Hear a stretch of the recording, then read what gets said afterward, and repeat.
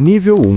A escolha. Você já era agente federal há 4 anos quando o pedido de transferência para o GTOP, Grupo Tático de Negociação, chegou na sua mesa. Não foi você que pediu, foi um pedido deles. O perfil que a unidade procurava era específico: agentes com histórico de decisões corretas sob pressão, com capacidade documentada de leitura de ambiente em situações de crise, com uma estabilidade emocional verificável não em condições normais, mas nas condições que os relatórios de campo descreviam como anormais. Você tinha os 3. Seu supervisor assinou a transferência com uma expressão que misturava orgulho com algo que você identificou corretamente como preocupação, não com sua capacidade, mas com o que a função ia instalar em você ao longo do tempo. Você assinou também. O que você sabia sobre negociação de reféns na época era o que qualquer pessoa com curiosidade e acesso à internet saberia: nomes de casos históricos, alguns princípios gerais sobre construção de rapport, a ideia vaga de que o objetivo é ganhar tempo.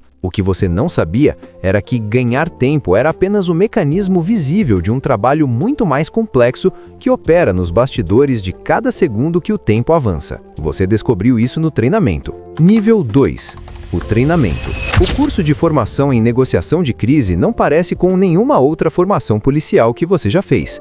Não tem exercício físico intenso, não tem tiro, não tem nenhuma das demandas que os outros treinamentos usam para testar o limite do corpo.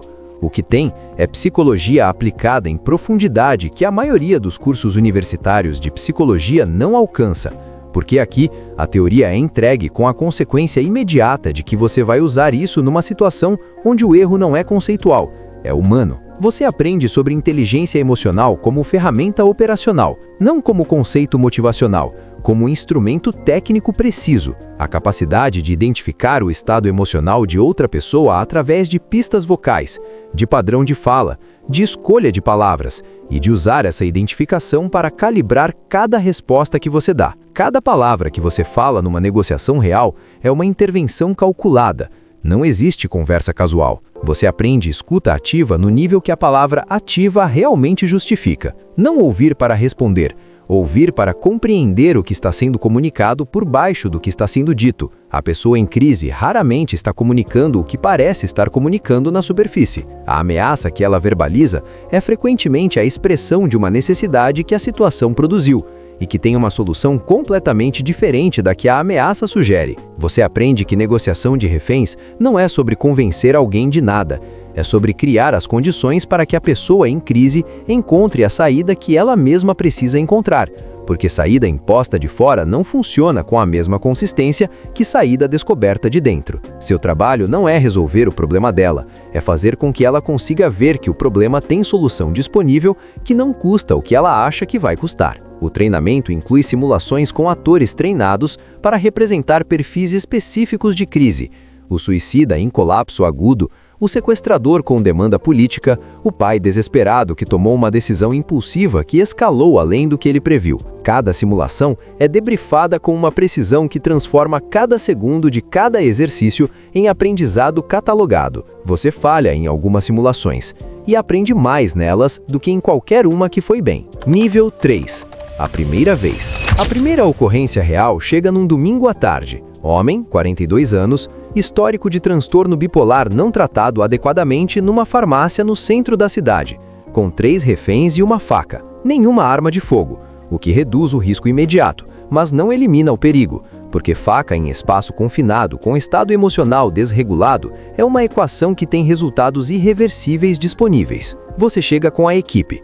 Assume o perímetro de comunicação. O primeiro contato por telefone dura 7 minutos e você aprende em tempo real a diferença entre treinamento e realidade, que é a mesma diferença que existe em qualquer profissão entre o que o ambiente controlado instala e o que o ambiente real revela. As técnicas estão lá.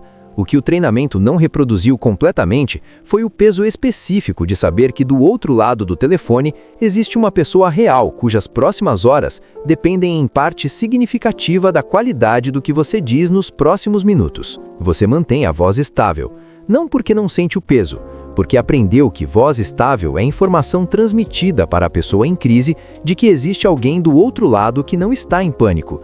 E isso, por si só, modifica o estado dela de uma forma que nenhuma argumentação lógica consegue alcançar com a mesma velocidade. A ocorrência resolve em 3 horas.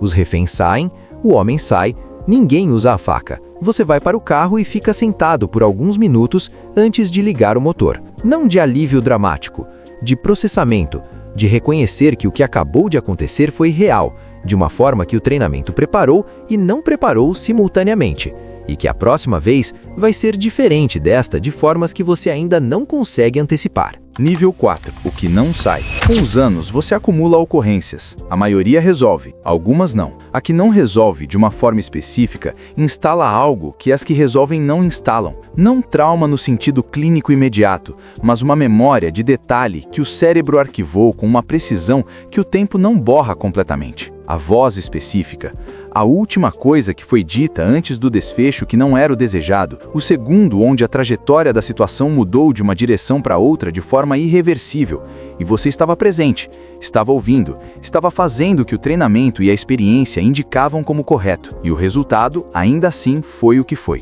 Você aprende sobre o limite do controle de uma forma que poucos profissionais aprendem tão diretamente. Negociação de reféns é uma intervenção que aumenta significativamente a probabilidade de desfecho positivo, não uma garantia de desfecho positivo. A pessoa em crise tem autonomia, tem história, tem um estado interno que você pode influenciar, mas não controlar. Você trabalha com probabilidades e com a consciência permanente de que resultado não é certeza, e que a diferença entre os dois vive no mesmo espaço que você habita toda vez que assume uma negociação. O acompanhamento psicológico é parte do protocolo da unidade, não opcional. Obrigatório, porque a instituição aprendeu, ao longo de anos de operação, que o custo de não acompanhar é maior do que o custo de acompanhar, e que operadores que não processam adequadamente o que carregam, eventualmente param de funcionar com a qualidade que a função exige. Você vai às sessões com a seriedade de quem entende que cuidar da ferramenta é parte do trabalho, não separado do trabalho. Nível 5. A leitura. Depois de anos na função, você desenvolve algo que não tem nome técnico preciso, mas que os veteranos da unidade chamam simplesmente de leitura. É a capacidade de processar uma situação de crise nos primeiros minutos de contato e construir um modelo interno do que está acontecendo. Não apenas o que é visível na superfície, mas a estrutura emocional e psicológica por baixo. O que a pessoa em crise realmente precisa, onde estão as aberturas e onde estão os pontos de pressão que precisam ser evitados. Essa leitura opera abaixo do nível de pensamento consciente, depois de suficiente exposição. Você entra em contato com uma situação e sabe coisas sobre ela antes de saber que sabe. A qualidade da voz de alguém que está performando desespero é diferente da qualidade de alguém em desespero real. E essa diferença tem implicações táticas completamente diferentes que a abordagem errada pode tornar irreversíveis. Você também aprende a ler o que não está sendo dito. O silêncio numa negociação tem textura. Silêncio de alguém que está processando é diferente de silêncio de alguém que tomou uma decisão. A diferença entre os dois é a informação operacional crítica, que determina se você mantém o ritmo atual ou muda de abordagem imediatamente. Nível 6. O que fica? Você está na função há 11 anos. O que a negociação de reféns instalou em você vai além da técnica profissional.